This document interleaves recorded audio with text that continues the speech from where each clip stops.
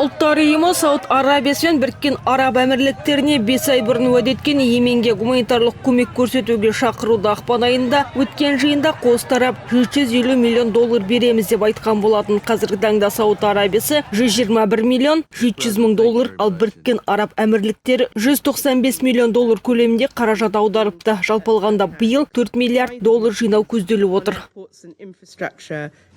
But those who made the largest pledges Йеменге көмектесеміз деп Біріккен коалиция мүшелері айтқан еді, алайда олар көмектің аз мөлшерін ғана аударып отыр. Нәтижесінде қаржыландыру тек 34% құрады. Өткен жылы бұл көрсеткіш 60% болған еді.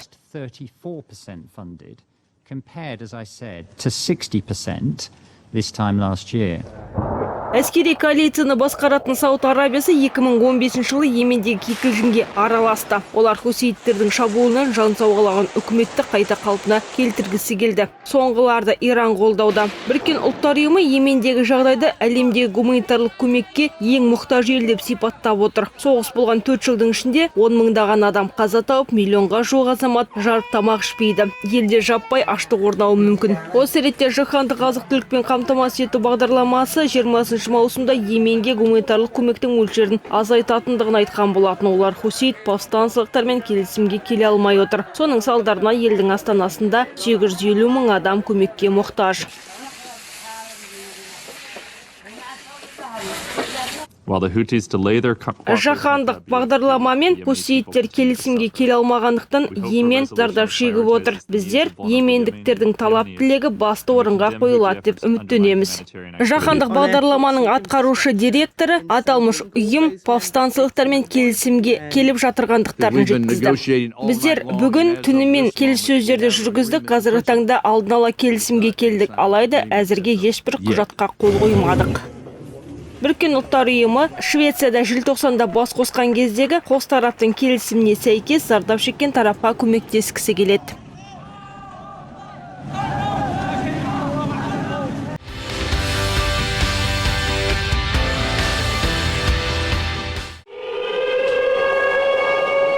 Аргентинаның мыңдаған тұрғыны теракттан қаза тапқан марқұмдардың рухына тағзым жасау үшін көшеге жиналды. Аталмыш теракт осыдан 25 жыл бұрын Аргентинаның Европалық орталығында болды. Салдарынан 85 адам қаза тапты. Кейін арнайы қызметтің мамандары бұған Хизболланың қатысы бар екендігін анықтапты. Бүгінгі қаралы жиын Аргентинаның билігі қабылдаған тарихи шешіммен тұспа-тұс келіп тұр. Олар Латын Америкасында алғашқы болып ливандық топты террорлық ұйымның қатарына қосты.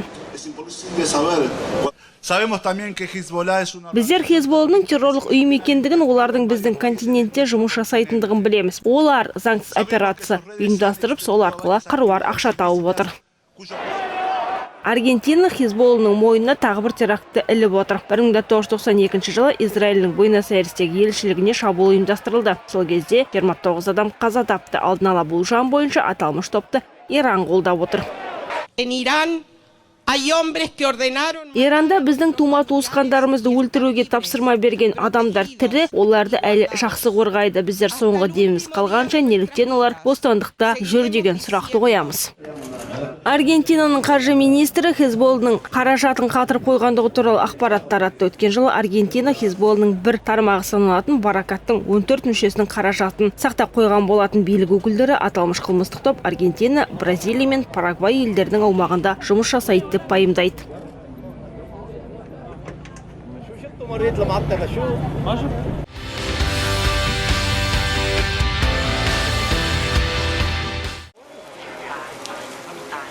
Халықаралық қылмыстық топтар оңтүстік шығыс Азияда жасалған метамфетаминдерді көптеп алып келуде. Бұл туралы Біріккен ұлттар ұйымының өкілдері мәлімдеп отыр. Олардың сөзінше, есірткінің нарығында өңірде $60 миллиард өнім асып жығылуы мүмкін. 2017 жылы өткен жылы Таиландтың бір өзінде Миньямнан келген 50% амфетамин тәркіленді. Өткен жылы 500 миллион дәрі тәркіленген еді. Біріккен ұлттар ұйымының өкілдері есірткіні тәркілеу Таиландтағы нашаның бағасына әсер етпейтіндігін айтады. Олардың бағасы 20 жыл бұрынғыдағыдай. Егер нарық кеңейе берсе, өндірілген тауардың сапасы жақсарып отыратын көрінеді. Егер қылмыскерлер бір ғана тасымалдауын алып тастаса, алып бизнестері зардап шекпейтін көрінеді. Біріккен ұлттар ұйымының есебінде қылмыстық топтар тауар мен дәрі-дәрмектерді қолдан жасау арқылы ақша табатындығын да атап өтті. Сондай-ақ олар адам саудасымен де айналысатын көрінеді. We have seen a rise in the number of criminals. Біздер қылмыскерлердің санын өскендігін байқап отырмыз. Олар жаңадан заңсыз сауда мен заңсыз пайда табуға тырысып бағуда. Халықаралық қылмыстық топ өңірдегі қауіпсіздік пен тұрақтылыққа қауіп төндіріп тұр. Left unchecked, transnational organized crime. Егер қылмыстық топпен күреспесе, үкіметтің жұмысына нұқсан келеді. Гонконг, Макао, Тайвань, Таиландта үлкен метамфетаминдерді миниямда өндіреді. Оны кейін барлық өңірге таратады. Олардың қатарында Жапония мен Жаңа Зеландияда бар.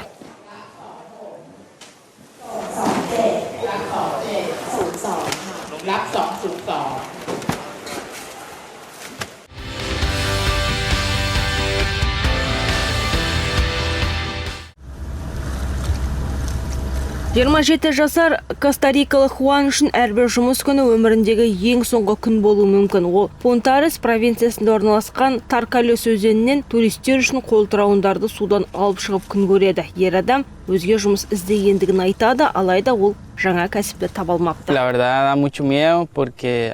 Шын мәнінде өте қорқынышты. Бұл қолтырауындардың өмір сүретін негізгі ортасы, оларды аулау тіптен қорқынышты. Алайда шетелдік меймандар түрлі жағдайды бастан кешу үшін қыруар қаржыны санап беруге дайын. Бұл бір уақытта қорқынышты әрі қызық. Неге? Себебі бұл жануар өте алып. Керемет, алып қолтырауындар құмға шығады, бұл керемет. Алайда олардың адамдарға бауыр басып қалғандығын көруге болады. Коста-Рикада мұндай жұмыс заңсыз деп танылған. Атқарушы билік өкілдері жыртқыш аңдарды тамақтандыруға рұқсат бермей отыр. Олар қолдан тамақтануға үйреніп кетсе, экожүйенің балансы бұзылмақ.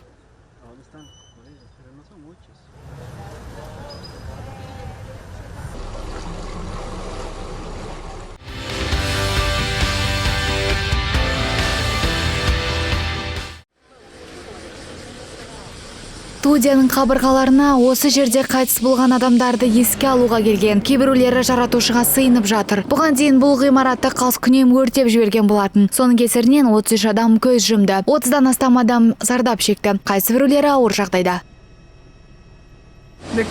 Дүкеннен шыға бере мен айналамда түтінді көрдім. Оның биіктігі 50 метрді құрады.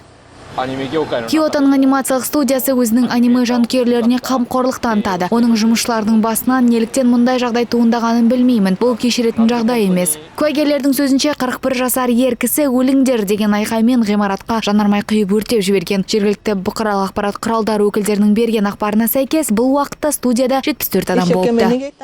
Жәбірленушілер студиядан шығуға барын салғанына сенімдімін, алайда олардың қолынан келмеді. Сене алар емеспін. Не боларын алдын ала ешкім біле алмайды. Бұған дейін олар жұмыстарын жайбарақат істеп отырғанына сенімдімін. Қайғыларына ортақпын. Алдын ала мәліметке сай, күдікті Киото анимациялық студиясына еш қатысы жоқ. Оның жүргізуші куәлігіне сәйкес, ол Токионың шетіндегі елді мекенде тұрады. Бүгінгі таңда ол беті мен аяқтарының күйіктерімен тәртіп сақшыларының қолында. Қаскүнемдердің мұндай әрекетке бару себебі белгісіз. Қаза болғандардың есімі жарияланған жоқ. Тергеу амалдары жалғасуда. Қаза болғандардың суреттерін көрген сәтте олардың кейбіреулерін танитыныма сенімдімін. Менен әлде қайда жас адамдар қайтыс болған өкінішті. Бұл Жапониядағы соңғы 20 жылда тіркелген ең ірі жаппай адам өлтіру фактісі болды. Kyoto Animation студиясы 40 жыл бойы жұмыс танып келеді. Ол көпшілікке танымал комикстар мен аниме шығарады.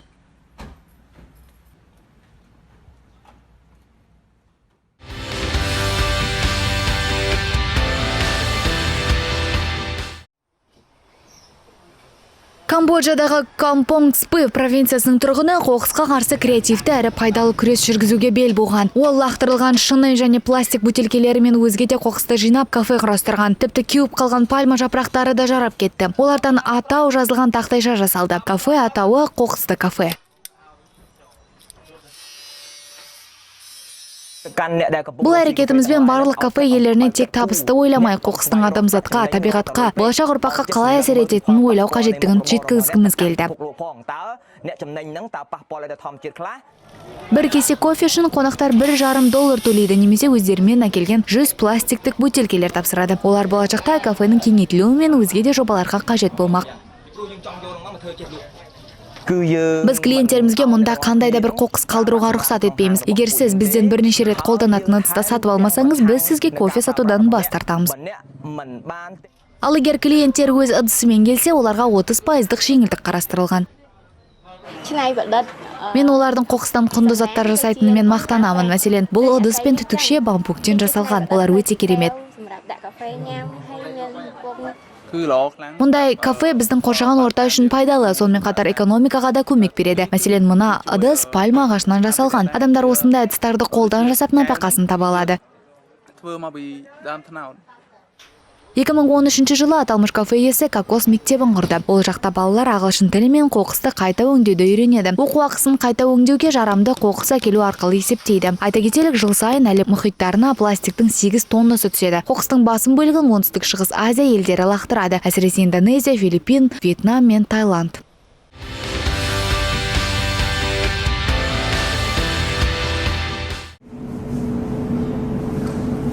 1868 жылы британдық зерттеуші Ричард Пауэлл мына Моаи мүсіннің түпнұсқасын Чилидағы Пасхи аралынан алып Виктория ханшайымға сыйға тартты. Кейін ханшайым оны Лондондағы британдық мұражайға жіберді. Сол кезден бастап Пасхи аралының тұрғындары жәдігерді қайтаруға талпынды. Жуырда өз жоспарларын жүзеге асыру идеясын ойлап тапты. Мүсін көшірмесін олар түпнұсқаға айырбастағысы келді. Түпнұсқаға айырбастағалы отырған көшірмені де түпнұсқа деп атауға болады. Бұл дәл сол тастан жасалған Пасхи аралының шеберлерінің туындысы. Бүгінгі таңда Пасхи аралында осы секілді 900 мүсін бар. Оларды 1250-1500 жылдар аралығында байырғы тұрғындары жасады деп саналады. Олардың ең ірісінің салмағы 82 тоннаны құрайды. Оның маңызды археологиялық олжа екенін түсінеміз, алайда Пасхи аралының тұрғындары үшін бұл мүсін рухани құндылықты білдіреді. Ол біздің ортақ отбасымыздың мүшесі, яғни біздің сенімімізге сәйкес ол өте маңызды рөл атқарады. Сондықтан оны Пасхи аралына қайтарғымыз келеді. Мүсін көшірмесі Чили астанасында көпшіліктің назарына ұсынылған. Көрме қонақтарының барлығына ескі туындыны өз отанына қайтаруға шақырған петицияға қол қою ұсынылуда.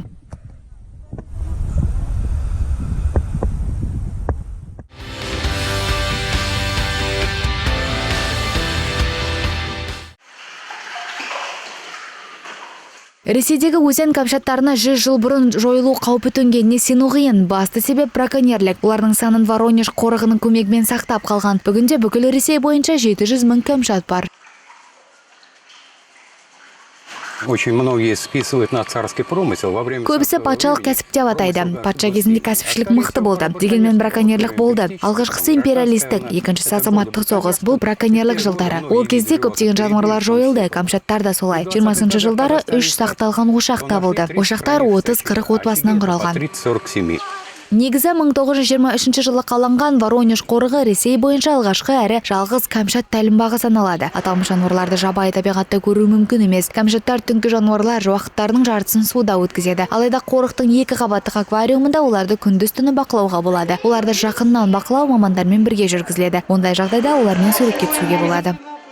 Маған барлығы ұнады. Біріншіден оларды алғаш рет көру, екіншіден оларға жақсы жағдай жасалған.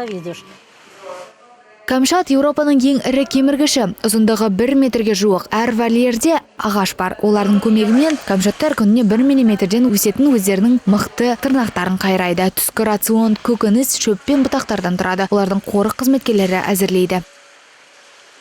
Бобров больше в настоящее время не надо. Қазір шамамен 50 камчат бар, одан артық қажет емес. Мұның барлығы не үшін қажет? Мұнда жануарларды өлтірмейді, қинамайды, терісін немесе етін пайдаланбайды. Бұл ғылыми орын, асыл тұқымды шаруашылық. Осы жақтан барлық жануарлар орналасты. Камчаттардан басқа Воронеж қорығында құстардың 200 түрі мен жануарлардың 60 түрі мекен етеді.